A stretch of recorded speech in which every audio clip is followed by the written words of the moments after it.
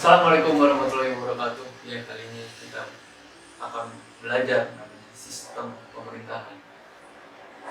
Ya, jadi tujuan pembelajaran video kali ini kita akan membahas soal pengertian konsep pemerintahan. Pemerintah dan pemerintahan itu mempunyai dua kata yang berbeda. Maka dari itu maknanya juga berbeda pastinya. Pemerintah adalah lembaga atau orang, di mana lembaga atau orang yang bertugas mengatur, memajukan rakyatnya. Pemerintahan adalah tingkatan atau kegiatan, hal, cara, hasil kerja pemerintah mengatur negara dengan rakyatnya. Pemerintahan terbagi menjadi dua, yaitu adalah arti sempit dan arti luas. Pemerintahan dalam arti luas adalah sebuah gabungan dari semua ketatanegaraan, yaitu eksekutif, legislatif, dan yudikatif. Dalam pemerintahan dalam arti sempit, yaitu melaksanakan kebijakan negara, di mana itu adalah eksekutif, yaitu presiden dan wakil presiden dan para menterinya. So, apa itu sistem pemerintahan? Sistem pemerintahan adalah suatu tatanan utuh yang terdiri atas berbagai komponen yang bekerja, saling bergantungan, dan mempengaruhi dalam mencapai tujuan dan fungsi pemerintahan. Tentunya harus sesuai dengan kondisi negara masing-masing, ya, karena negara masing-masing mempunyai kondisional yang berbeda. Mana sih bentuk negara itu? Termasuk dalam bentuk negara nih. Bentuk negara itu ada tiga, ada kesatuan, federasi atau serikat, dan konfederasi. Kesatuan, kita dari kesatuan dulu. Kesatuan adalah pemerintahan pusat mengelola penuh atas semua tingkatan pemerintah di bawahnya. Kekuatannya penuh tuh, terpusat pimpinan. Ini kesatuan, ya. Sedangkan federasi atau serikat, kekuasaannya yaitu dibagi menjadi dua, yaitu ada pemerintah pusat dan pemerintah negara bagian. Yaitu sepertinya contohnya adalah Amerika. Ini punya serikat-serikat lagi, ya. Sedangkan federasi yaitu pemerintah pusat tunduk pada anggota kekuasaannya masing-masing. Kita masuk ke bentuk pemerintahan dibagi menjadi dua.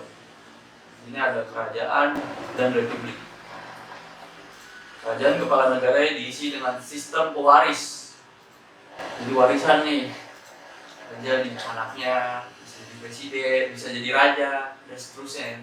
Itu ada contohnya adalah Inggris, Thailand. Yang bisa disebut juga dengan ahli waris lah. Saya punya bapak raja, saya anak pertama, ya udah saya bisa jadi raja. Tapi di kerajaan tersebut juga punya aturan berbeda-beda setiap kerajaan. Ya, kalau ada yang aturan itu harus anak pertama harus laki-laki, sedangkan ada juga yang harus anak pertama tapi nggak harus laki-laki. Itu berdua hal yang berbeda, ya. Sedangkan republik, nah kita masuk republik nih. Republik, kepala negara diisi melalui di luar dari sistem pewaris, yaitu pemilu. Jadi semua orang itu bisa punya chance untuk menjadi pemimpin, ya melalui sistem pemilu itu, pemilihan umum, dicoblos. Di sini ada bentuk pemerintahan klasik, ada Plato dan Aristoteles. Kita lihat dari Plato. Menurut Plato, bentuk pemerintahan klasik ada aristokrasi, ada demokrasi, ada oligarki, dan tirani. Sedangkan menurut Aristoteles, ada monarki, ada tirani, aristokrasi, oligarki, dan demokrasi. Bentuk pemerintahan monarki dan republik. Masuk bentuk monarki dan republik. Monarki mutlak atau absolut, di mana kekuasaan dan kewenangannya pemerintah tidak terbatas, infinite. Perintah raja merupakan undang-undang yang harus dipatuhi. Ini nggak boleh tidak dipatuhi. Sedangkan monarki konstitusional adalah suatu negara yang dikuasai oleh raja. Kekuasaannya dibatasi oleh undang-undang. Jadi ada batasan-batasannya, itu adalah undang-undang, tidak seperti monarki absolut tadi, nggak ada batasannya, infinite. Bagaimana bentuk pemerintahan monarki parlemen? Monarki parlemen adalah suatu negara yang dikepalai oleh raja. dengan menempatkan parlemen atau DPR sebagai pemegang kekuasaan tertinggi. Jadi ada kekuasaannya lagi, jadi raja bukan kekuasaan yang tertinggi ya. Di sini juga ada bentuk pemerintahan republik. Untuk pemerintahan republik itu ada republik absolut. Presiden bersifat absolut tanpa adanya batasan kekuasaan atau penguasa mengabaikan konstitusi dan melegitimasi kekuasaan yang menggunakan partai politik. Jadi pakainya pakai partai politik yang berkuasa.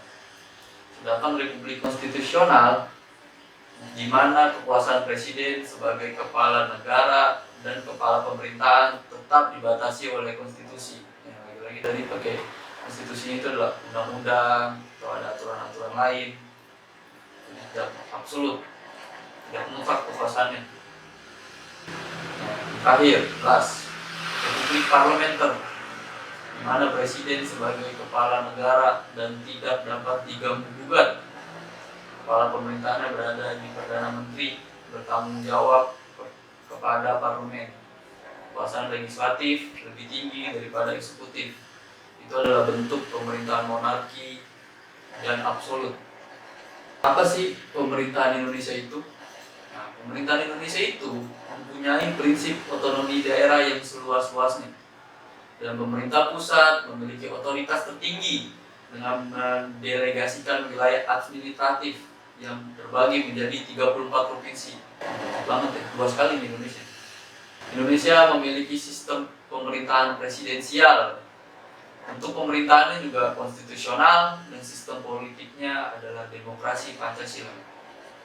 Kesimpulannya, sistem pemerintahan adalah suatu keseluruhan yang utuh, yaitu pemerintahan, sedangkan komponen-komponennya adalah legislatif, eksekutif, dan yudikatif, di mana masing-masing telah memiliki fungsinya tersendiri. Jadi ada tugasnya masing-masing.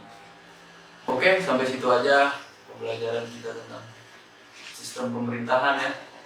Kalau ada pertanyaan-pertanyaan silakan tulis di komentar. Sini di bawah ya, tulis komentar. Sampai ketemu di pembelajaran selanjutnya. Wassalamualaikum warahmatullahi wabarakatuh. Bye.